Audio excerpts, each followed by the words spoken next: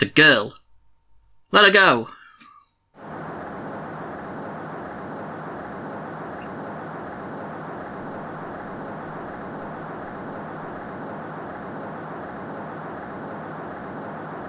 Shut up!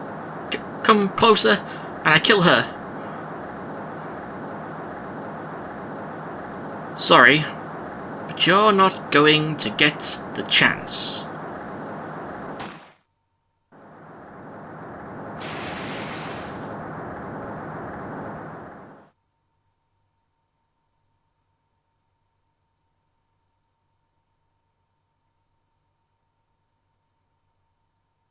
I'm reading through the file of an old court case. It was the first case of my longtime mentor, Mia Fey. Fugitive data. Picture. Name Terry Falls. Charge kidnapping, murder. Sentence death penalty. Fugitive movements. After escaping, Falls met with and then murdered Sergeant Valerie Hawthorne, recaptured on Eagle Mountain about 8 hours after his escape. Her very first client was a death row inmate who had recently broken out of prison. That was a whole year before Mia and I ever met.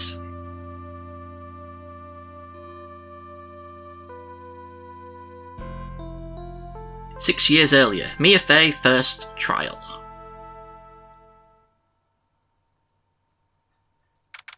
February 16th, 9:24 AM, District Court Defendant Lobby Number 4. Hello everyone, Triple S back here with some more Phoenix Wright Ace Attorney Trilogy with Trials and Tribulations and the case Turnabout Memory. So, the first case of this game was Mia Fey's second ever case. This is her first ever one. So let's see how this turns out. Ugh, I'm so nervous, I feel like I'm going to die. Never should have accepted this case.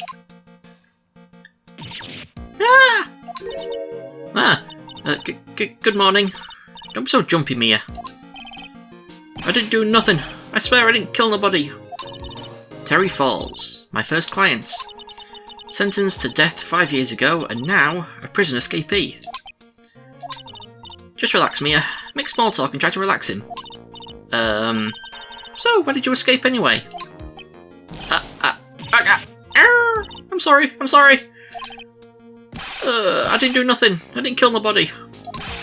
I never lie. I didn't escape from nowhere. But, Mr. Falls, the police just recaptured you 2 days ago.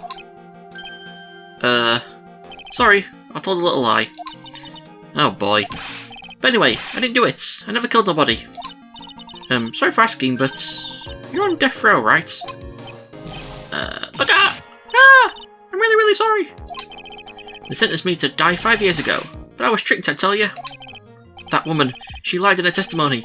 That's why I got the death penalty. I swear it. I didn't kill her. I could never do that. 2 days ago, he escaped from the police wagon when it crashed. And about 8 hours later, a policewoman was murdered before the police could recapture him. The police believe that Terry Falls did it. After you escaped, did you meet a policewoman? Yeah, I did. She's the reason I escaped. So that much is true. You did meet with the victim. But I didn't kill her. She was alive when I left. She was alive. It's true. I can trust him, right? I mean, I should. Ha! You're not going to figure out the truth by just staring at the guy. Why are you here? I came to see how our little kitten was doing all alone in the big scary lion's den. I thought maybe you'd like someone to play with. Where is Mr. Grossberg? Ha! That old man is probably still in bed. I bet he's clutching an empty bottle and mumbling in his sleep. Aren't I good enough? After all, it's me, Diego Armando. Hey, you didn't say. So, Diego Armando, the finest attorney at Grossberg Law Offices is here for me? No. You got it all wrong. Today, you're the finest. After all, it took an amazing amount of guts to take this case. Imagine, an escaped death row convict for a first client. Yeah, thanks. I sure wish I could get out of it though. Ha! Relax, I just heard some good news. The prosecutor for today is fresh out of his diapers as well. Really? However, unlike a certain somebody who I won't mention, he's earned the reputation as a genius since beginning his law career. Genius? Well, it's about time to head in, kitten. Sharpen those claws of yours, it's go time. I wonder who it will be. A solitary confinement cell for the condemned must be the world's loneliest place. And that's what my client ran away from. Every other lawyer gave up on him, but not me. When I saw those overflowing eyes and heard that simple, childlike voice, I just had the feeling that he was telling the truth. February 16th, 10 AM, District Court, Courtroom number 4.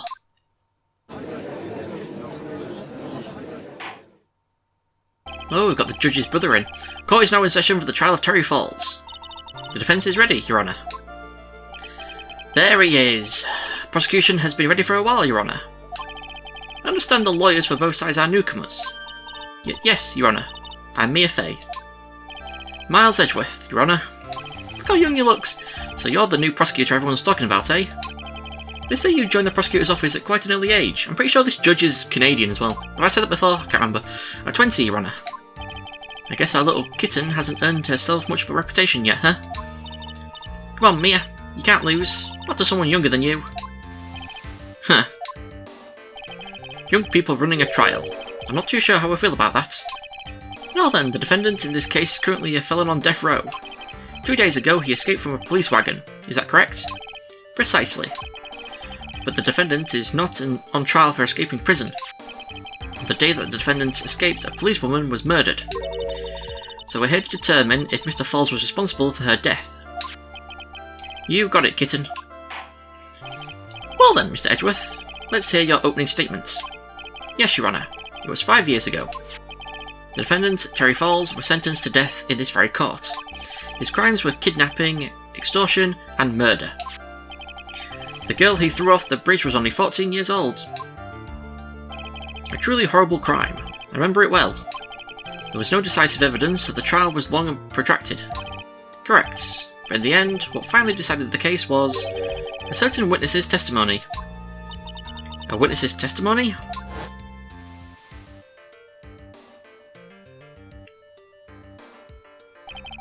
Testimony of Detective Valerie Hawthorne, the person who confronted the criminal.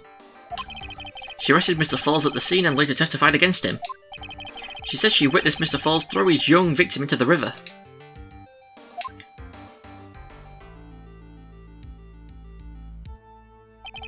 For those who are not aware, Eagle River is well known for its powerful currents. Most bodies that fall in are never recovered. So Miss Hawthorne's testimony was the one that put him away. That policewoman you just mentioned, that wouldn't be... Exactly, the victim, the same woman that was killed 2 days ago. Police Sergeant Valerie Hawthorne. Ah, I see. The man who was sentenced to death based on her testimony escaped 2 days ago, with only one thing on his mind, to take revenge against the woman who convicted him. Ah, the truth is becoming clear to me now. Huh? Yes. It's quite obvious that the defendant is guilty. Wait a minute, that's not right.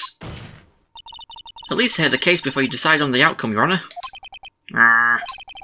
Watch yourself, Miss Fay. I'm not sure I care for your word choice or your tone of voice. Young people these days simply don't know how to respect their elders. Why you? You're even younger than me, you hypocrite. Now then, Mr. Edgeworth, please call your first witness. I called the detective who was in charge of the initial investigation of this case. Gumshoe! Witness, state your name and occupation. Gumshoe, Dick Gumshoe, I'm the homicide detective in charge of the case, sir. I finally got promoted to the detective division half a year ago. I don't believe anyone asked you about that. Hey, ma'am, you got any idea how much work it takes? What is it? You're really gorgeous. Excuse me? No, seriously, my heart is aching for you. Detective, pull yourself together and try to be professional, otherwise I'll write you up on contempt so quick that something other than your heart will ache. Okay, I got it. So Gumshoe had the hots for Mia back in the day. Now, detective, tell us about the incident. Yes, sir. Right away. The victim was Sergeant Valerie Hawthorne, a veteran on the police force. She was stabbed in the back with a knife and died from excessive blood loss. That much is already stated in the autopsy report. The court would like to hear more details about the incident itself. Yes, sir. I gotcha. Okay, let's take a look at this aerial map of the area here. This is a sketch of Dusky Bridge, an old suspension bridge. And the river that runs under there is Eagle River. The victim and the defendant met there, on top of the bridge. After stabbing her in the back, the killer carried the victim back to his car. He was recaptured at a police checkpoint as he was trying to make his getaway, sir. I see. Dusky Bridge map added to the court record. Was the victim's blood found on the bridge? The victim, Sergeant Valerie Hawthorne, was wearing a thicker coat, sir. Unfortunately, no traces of blood were found on the bridge. Mr. Edgeworth, I warn you that I absolutely despise conjecture. If there was no blood on the bridge, then you have no proof that they even met there. Your Honour, if you would listen to the testimony we have prepared, I'm sure you'll be convinced. The two of them most certainly did meet on the bridge that day. Why, Mr. Edgeworth? I'm not sure I like you wagging your finger at me as though I were some hoser. Detective, proceed with your testimony. Yes, sir. Here we go, Mia. Hang on. Okay, now, listen carefully, kitten. One little mistake and this guy will drink you for morning tea. Trust me and get ready. Don't you mean coffee? Summary of the incident. On the day of the incident, an unknown person phoned the sergeant asked to meet. Sergeant Hawthorne went to Dusky Bridge at the designated time and met with Mr. Falls. And that's where she was brutally murdered, sir. The criminal stuffed her body into his car trunk and tried to make a getaway. Mr. Falls was arrested at a police checkpoint we set up at the base of the mountain. Well, you certainly have established the importance of the bridge. Naturally. Now, would the defence please hurry up and proceed with the cross-examination? Yes, Your Honour. Cross-examination. Coming right up. Hey, settle down there, kitten. If you keep trembling like that, you're going to make me spill my coffee. I'm not trembling. It's just cold in here. The courtroom can be a cold battlefield, alright, especially for a beginner. I don't need you to worry about me. I mean, the defendant, the witness, everyone's a beginner in here. Ha! You got me there. But maybe you should keep your claws out and show them what you've got, kitten. It's okay, Mia. Stay calm. Just remember those court procedure videos you stayed up all last night watching? Can't speak at all. Summary of the incident. So, we pressed statement 1. On the day of the incident, an unknown person phoned the sergeant asked to meet. Press. This unknown person, you have no idea who it might be, right? Sorry, but I'm afraid I do. What? The one who called Sergeant Hawthorne was the defendant, Terry Falls. What? The defendant? The defendant called her? Sergeant Hawthorne was a very thorough person, sir. She left a note about her phone call with Mr. Falls. A note? Yeah, a top-secret memo that she left in her desk. Victim's note added to the court record. According to this note, it seems the one who called her to the bridge was indeed the defendant, Terry Falls. Whose bright idea was it to keep that note from me? Looks like the judge is even more sure of his verdict now. Listen up. Never ask a question if you don't already know the answer. It's that detective's fault. He's the one that said unknown person. Hey now, don't make that face at me. I just said it that way because the prosecutor told me to. Was that a trap? With that cute face, I didn't expect him to be so sneaky. Okay, we've got statement 4, the criminal. And press. Mr. Falls had a car then. Well, that bridge is way up in the mountains, ma'am. The defendant and the victim both went up there by car. I mean, how else, right? What? You mean the defendant drove his own car? No, of course not. It was stolen. He stole it from a young couple that had been waiting at a red light. Car thieves. I'm not sure how I feel about car thieves. Is this guy sure about how he feels about anything? This is a photo of the stolen car's trunk. Naturally, that's the body of Valerie Hawthorne in there. Whoa! That doesn't look too comfortable. Crime photo added to the court record. The victim, she was stabbed in the back, correct? Yeah. Ha. For some reason, men always seem to get stabbed in the back. I'm talking about a woman here. You can't tell from this photo, but the knife was stuck in her back nice and firm. The condition of the body when it was discovered is very important information. Detective, was there anything strange or noteworthy in the trunk of the car? Here's a photo of the trunk, but I don't see anything strange, do you? Anyway, is this the one? Okay, so we present... What did she say again? Wear white scarf for identification. Talk to Dahlia. Where have we heard the name Dahlia before? Tell her this time the whole truth must come out. But white scarf?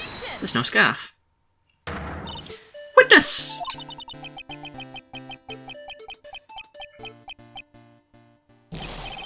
What is it? Do you have something to say, Miss Fay? I'm sorry, I totally forgot what I was going to say. This is the first time I've ever had to actually address someone like that. You should have practiced before coming to court. Honestly, Miss Fay, I'm not sure I like this. Ha. Say there, little kitten. Want a piece of my coffee candy? Candy? Well, you're still too young to be drinking real coffee. Come on, Mia, shake it off. You're a lawyer. Detective. Yes, ma'am? This photo. You said that there was nothing peculiar about it. Is that correct? Yeah, that's what I said. Well then, I suggest you take another look at the note written by the victim. The note? It very clearly says, wear white scarf for identification. The caller must have forgotten what the victim looked like. Thus, this special request. I have one very simple question for you, detective. Where is the white scarf? I can't seem to find it in this photo. Well, to be honest, we didn't find it in the trunk, ma'am. And you stopped there? You should have looked for it.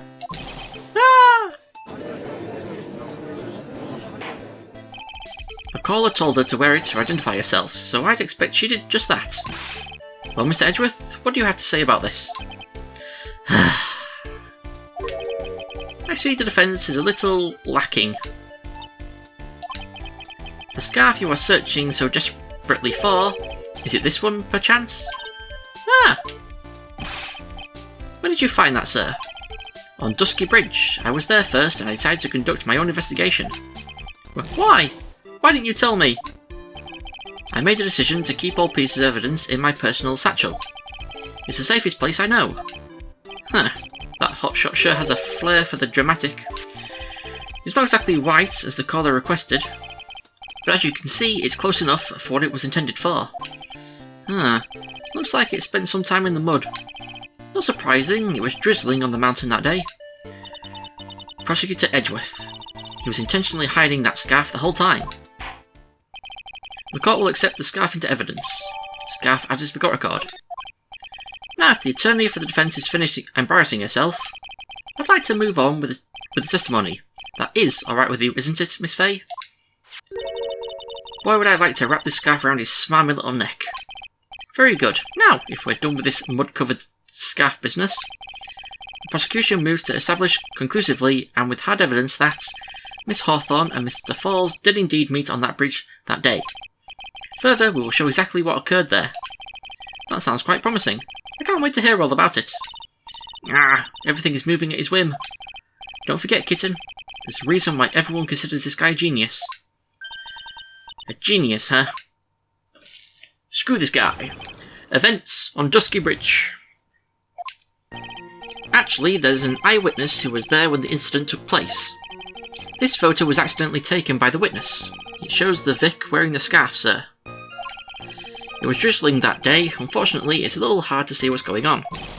Anyway, the criminal shoved the victim down from behind and stabbed her in the back.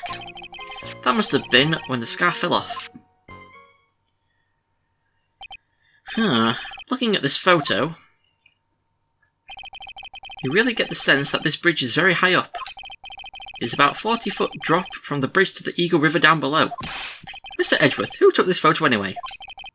Let's just say there was a well-intentioned third party. Aha! A potential witness. So why isn't this person in the courtroom? Well, they said they absolutely did not want to testify. The person in question is very delicate, Your Honour. Besides, as long as we have this photo, we see no reason to compel them to testify. I'm not sure how I feel about that. Witness's photo added to the court record. So, as you can see, Terry Falls had both the motive and the opportunity. I think it's quite clear at this point what happened on that bridge. Aha!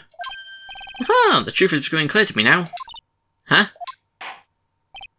Yes, it's quite obvious. He's clearly guilty. Not again, that's not fair. I haven't even done my cross-examination yet. What do you mean, So we've got to go to statement 4. Anyway, the criminal shot the victim down from behind, but how? She was in front of him.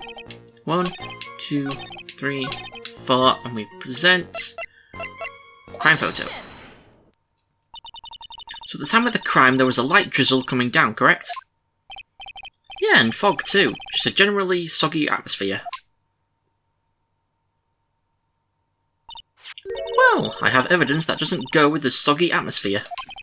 But this is a photo of the victim's body that was found in the car trunk. Considering the conditions at the scene of the crime, something isn't right. Well, by all means, please enlighten us as to what isn't right. What is it about this photo of the trunk that doesn't fit with the conditions that day? I actually got a point to it. I think just the coat, right?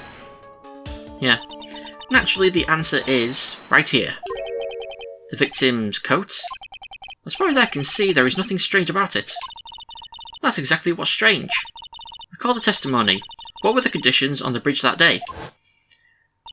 It was drizzling and foggy. Dusky Bridge was all wet. If the victim really had fallen down on her stomach on top of the bridge, then the front of her coat should have been covered in mud. Ah! That's exactly right. The other day I fell on a muddy street and my gorgeous playoff beard was befouled. I do admit that the crime scene was quite wet that day. However, that doesn't mean that the top of the bridge itself was muddy. If Your Honour had fallen in the shower instead of on a muddy street, your glorious hockey beard, pride of the legal league, would be wet but not muddy. Fortunately, I have yet to test that. Still, your point is well taken. Can you prove that the surface of the bridge was muddy that day? The surface of the bridge, huh? Ha! A real man wouldn't stand for a taunt like this. Neither would a real woman. Of course I can. Here's the evidence that proves the surface of the bridge was muddy. It's a scarf, obviously. The evidence is this scarf. Ah! It should be obvious. If the scarf fell onto the bridge and got this muddy, it means that the bridge was obviously covered in mud.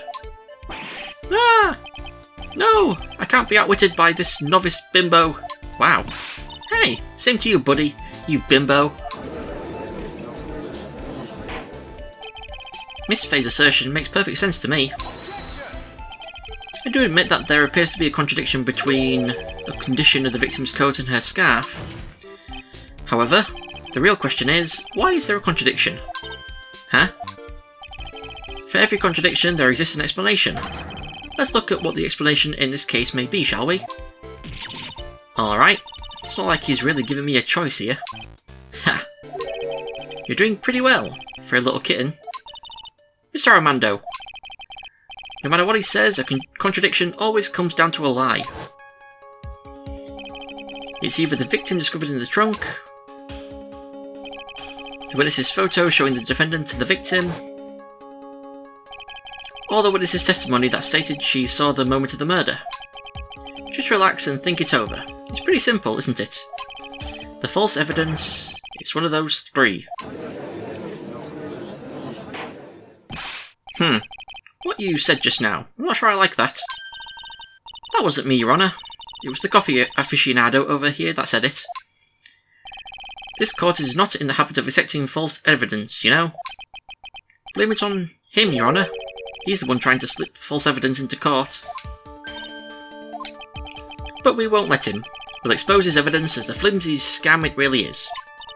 Yes, The false evidence in this case is the photo, body in the trunk. Nope, it's the witness's testimony.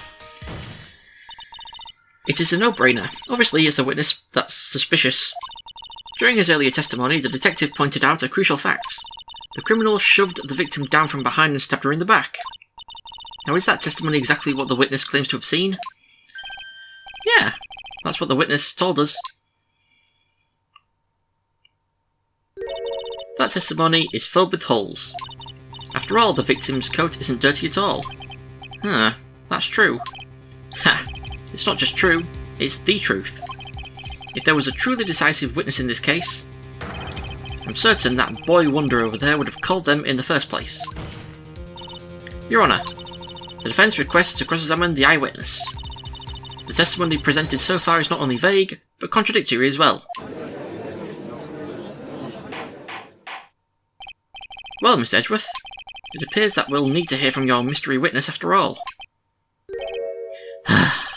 You should brace yourself for the brutal truth. Your Honour, the prosecution has no intention of hiding the witness from the court. We are prepared to present our witness at any time. Very well. Please bring forth your witness at this time. What Mr. Edgeworth said kind of worries me. What does he mean by the brutal truth?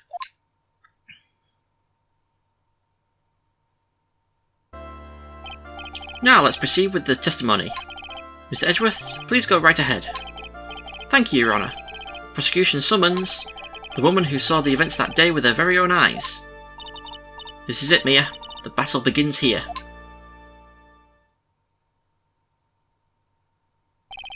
Witness, what is your name and occupation? It's Dahlia Hawthorne.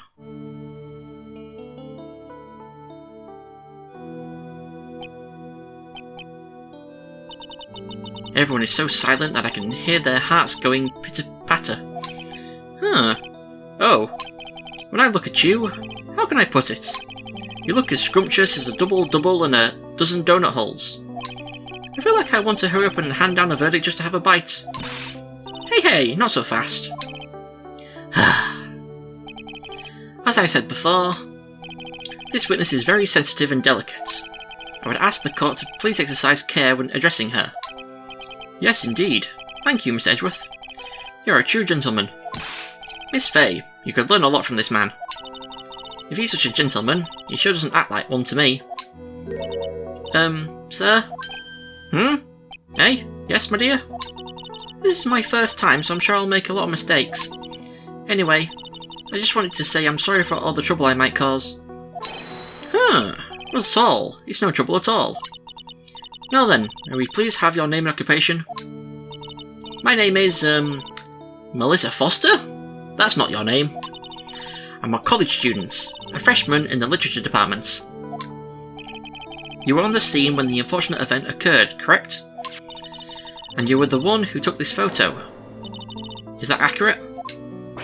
What? How can you be so mean? Now see here, what are you doing shoving that in her face like that? Huh? But it's just a photograph. It's not like it's something dangerous. Next time I'll be forced to penalise you.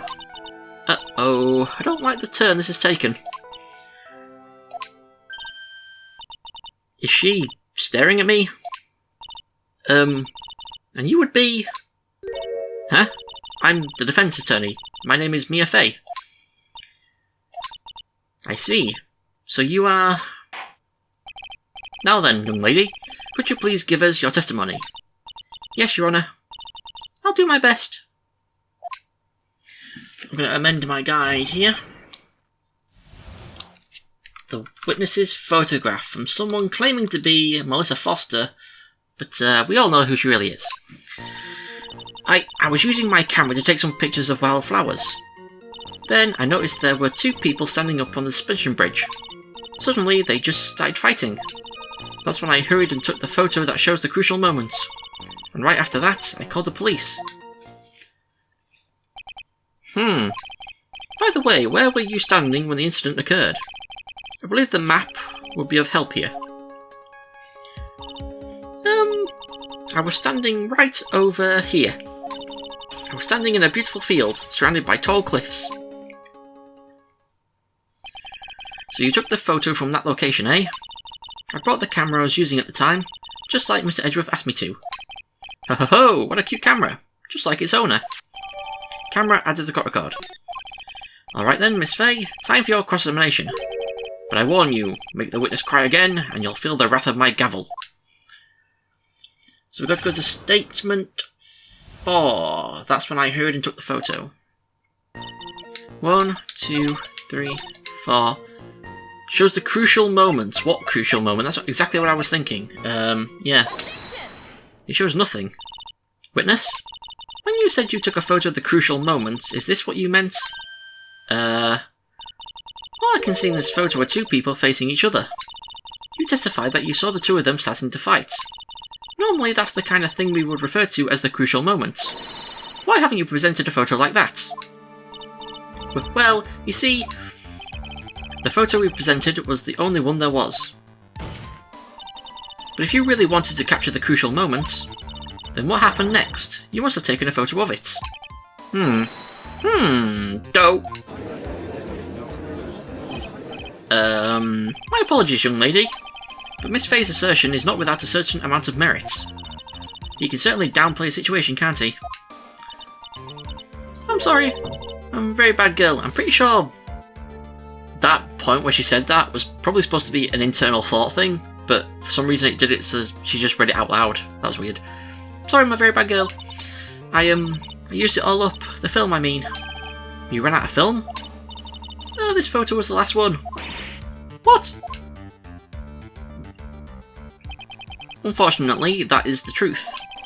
I personally examined all of the photographs she took that day. All the other photos are of the witness herself, playing among the wild flowers. The witness herself? Then who took the photos? Well, you see, my camera has a timer feature built into it. So you took photos of yourself? I remember taking some photos of myself once too. Please, no details. It seems that Miss Fay's assertion was not so decisive after all. Wait, just a minute. Well, if she had no film left, she couldn't very well take more pictures, eh? Miss Foster, perhaps then you could tell us about a different sort of photo. Photos of the incident that you took with your very own eyes. Mr. Edgeworth, you're quite the poet. Very well then, let's get back to the cross-examination. Let's hear your thoughts on the fight that you witnessed. Yes, Mr. Judge. Boy, this guy is really a sucker for sweet talk. Ha! Looks like the other kitten in the room is the one that's getting all the attention. Yeah, it's sickening. I was using my camera to take some pictures of wild flowers. That's not what we want. We want to... Where are we? The victim turned around and tried to run away, but... Okay, we want to go to this one. And we present... Dusky Bridge. Witness, your testimony is a joke. Huh? What? But I just... Miss Fay, I thought I warned you not to make the witness cry. I don't give a hoot. One short testimony and two bad contradictions. There's no possible excuse. You say there were two contradictions? It's simple. Just take a look at the diagram of the area. According to her testimony, the two of them were in the middle of the bridge. But if they were, and the victim had turned around and tried to run, well then, she would have hit a dead end. You said 10 yards, but she couldn't have ran even 5. Because Dusky Bridge has collapsed on that side. Wah! What does all this mean? It's very simple, Your Honour. This charming little witness told a charming little lie. That's all there is to it. This beautiful young lady has been lying to the court. Just a moment, Your Honour. Mr. Edgeworth. Your Honour, allow me to personally apologise for the confusion. What do you mean? There's one major mistake in this diagram. What did you say? What are you referring to? It's all because this diagram was made after the incident occurred. It's a very old bridge. We couldn't find any official blueprints of it. So you're saying I'm saying that even though this bridge is currently in disrepair, there's no evidence that can prove that the bridge was broken during the incident. That's ridiculous! You can't actually tell the condition of the bridge from this photo. I apologise to the court for not being more clear when I presented the evidence. Ha! That guy is good. Huh? What do you mean? He planned it from the beginning.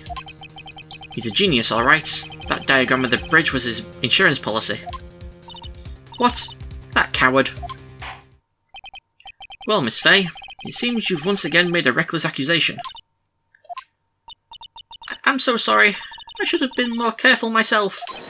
No, it wasn't your fault at all. Now then, shall we go on with the trial?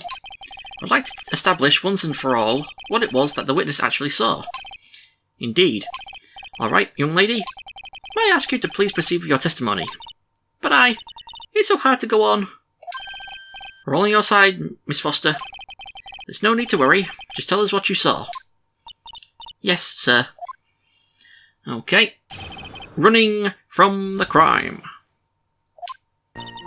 After he stabbed her in the back, he quickly picked her up in his arms. Then he carried her over to the car. I suppose that was the only way he could make sure the body stayed hidden.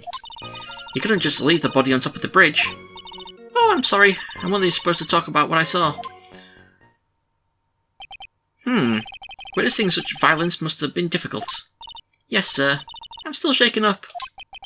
If he accepts this testimony as it is, we're finished. Don't say that. Oh well, maybe I'll stop off at my favourite cafe on the way home. They make a really great matcha latte. This trial isn't over yet. Ha! That's what I like to hear. Alright, Miss Fay, your cross-examination if you please. The contradiction is staring you right in the face, Mia. Go on the attack. Yeah, it's pretty obvious. Gotta go to statement 3. 1, 2, 3. I suppose that was the only way he could make sure the body stayed hidden, but he could have just done this. He just chucked it over the edge. A killer not wanting his victim to be found. I can understand that. However, the idea of moving the body for that purpose is clearly odd. There was a much easier way to make sure the body wasn't found. Well, what is it? Take another look at the map of the area and you'll see how. There's a river right below the bridge. Earlier, Mr. Edgeworth pointed out something interesting about the river. For those who are not aware, Eagle River is well known for its powerful currents. Most bodies that fall in are never recovered. Ah! In the kidnapping case 5 years ago, the victim's body was carried away and never found. If 10 murders were to occur at that same spot above the Eagle River, you can bet your boots that every other killer would have tossed the body in the water. Order, order, order. I'm not sure if I care for the way you put that, Miss Fay, but I must admit it does seem odd not to have thrown the body into the river. Oh! Well, Mr. Edgeworth? How sad. Perhaps Miss Fay would do well to try taking a dip in the river herself. After all, you claim to be such an expert in the ways of nature. What are you talking about? My point is that no matter how odd you may find the killer's method of body disposal, the fact is that this is what the killer did. None of your arguments have anything to do with what the witness saw. Quite true. Miss Fay, it seems that your assertion is without merit after all.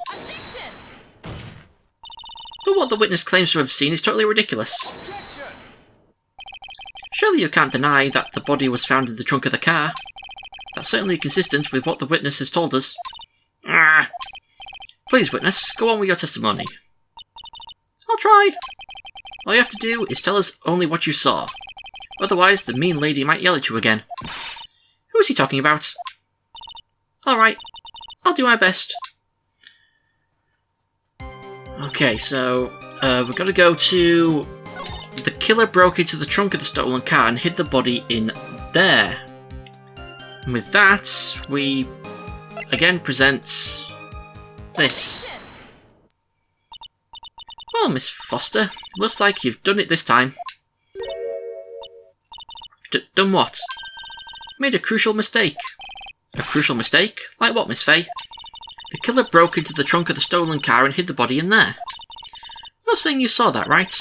With your own very eyes? Your very own eyes, either one? Yes, and? It's simple, Miss Foster. Take a look at the diagram. The place you claim to have taken the photo from that day is here. Do you see what I mean? Even if you try to see the car, this outcropping of rocks is directly in the way. Ah! That's right, Miss Foster. From where you were standing, you could not have possibly seen the killer's car. Ah! I admit that the diagram shows a large outcropping of rock. However, it isn't so tall that it would stop her from seeing the car. That's right. It's not high at all. I was able to see his car just fine. I'm so sorry, but that just doesn't wash. I believe it was the witness who presented this as evidence to the court, yes? This is the location that the photo was taken from. Your own photo tells the whole story. You can clearly see the left side of the bridge. The outcropping that is being referred to is really more like a cliff. Ah! Your view should have been completely cut off by this cliff, but still you claim to have been able to see the killer's car. No! Order in the court. What is the meaning of all this ballyhoo? Your Honour, don't jump to any hasty conclusions. The fact that the escapee fled in a stolen car was reported on the news. After witnessing a murder, I'm sure you can appreciate that the witness was very upset. She must have heard about the stolen car and convinced herself that she saw it. But she was repeatedly warned before starting her testimony. She was told to testify only about what she saw with her own eyes. Oh. Mr. Judge? What is it? I think I must have remembered things wrong. Hey, wait a minute. You can't just... I just got a text message. You can't just say that. Miss Faye, no one on the face of the planet is perfect. Yes, indeed. Quite true. You know what they say. To err is human, to forgive divine. I'm inclined to give the benefit of the doubt to our witness here. What? That's not fair.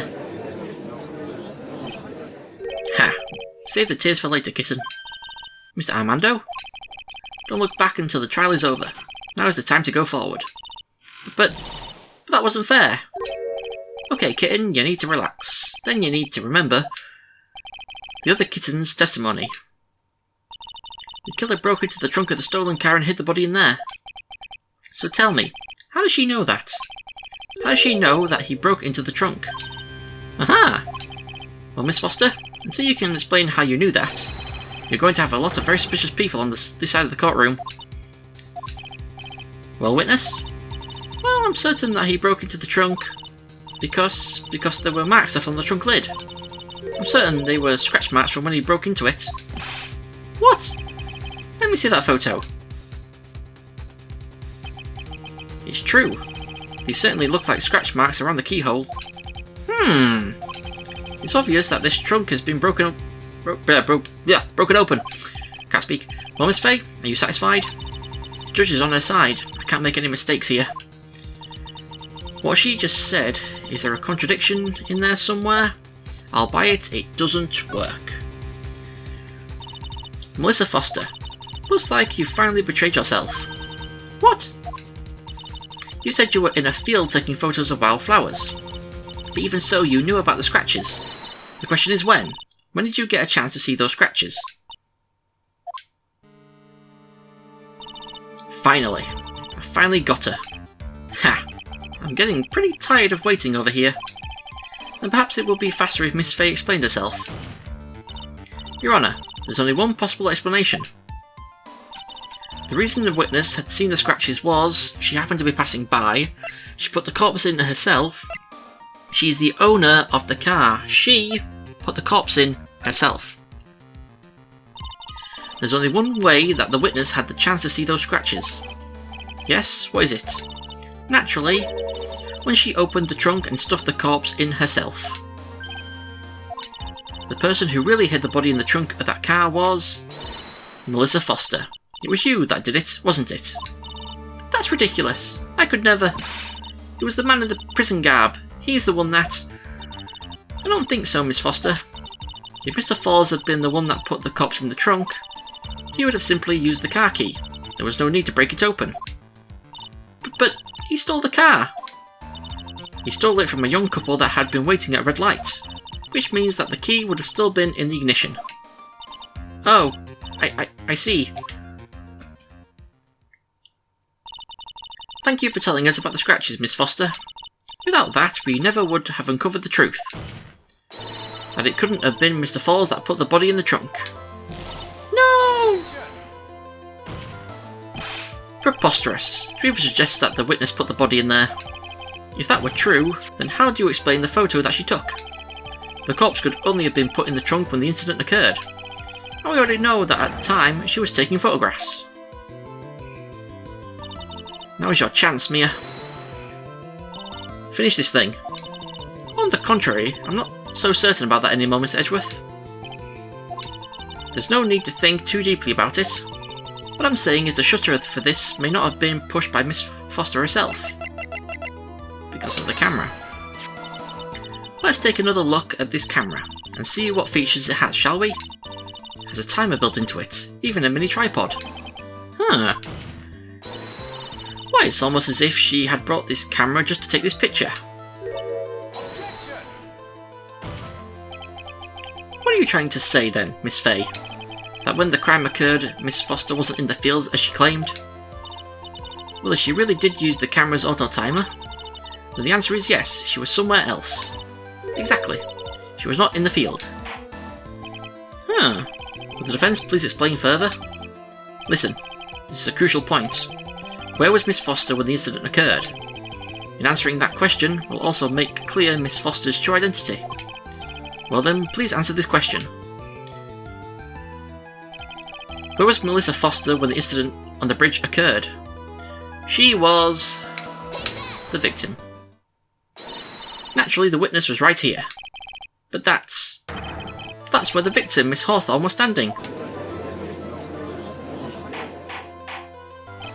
Order, order, order!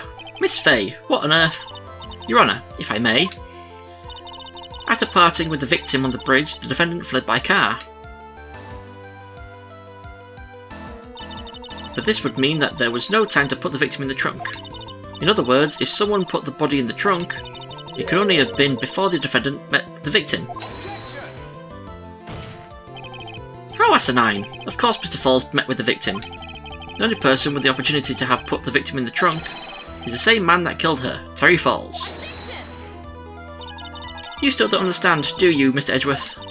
By the time the witness's photo was taken, the victim was already dead.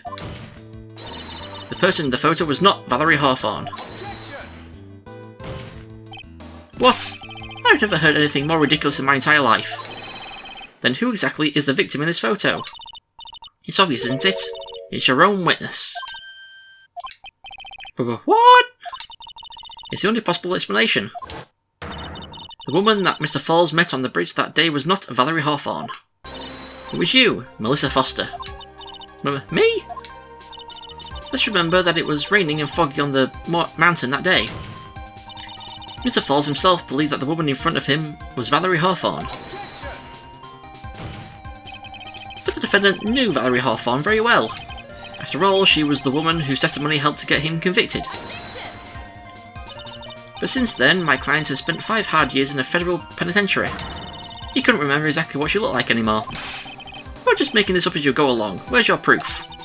I've got it all right here. This piece of evidence will blow this case wide open.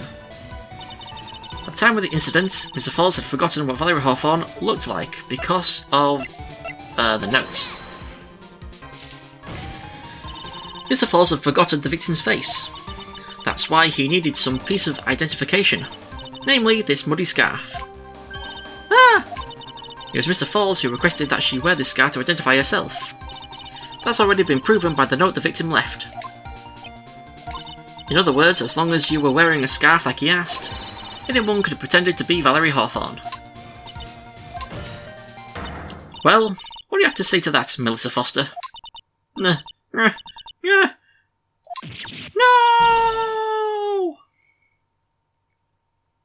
Oh, she fainted.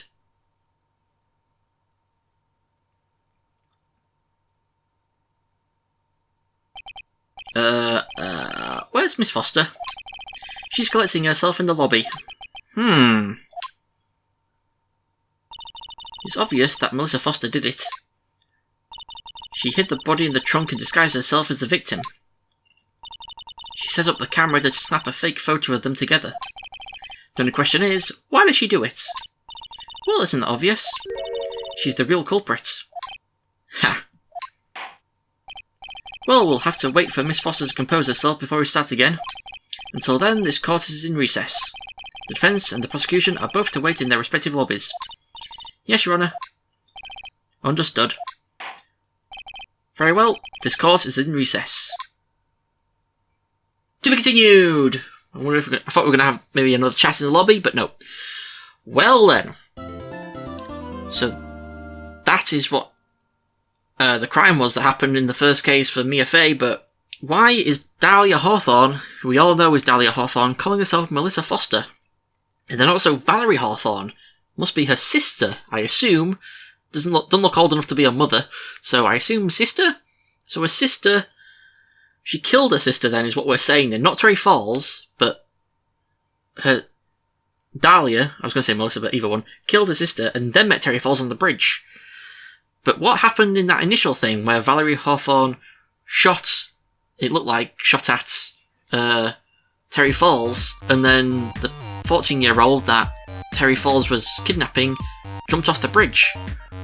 What happened back then to cause all this, you know? So, we'll find out next time. So, thank you for watching, and see you all next time. Goodbye.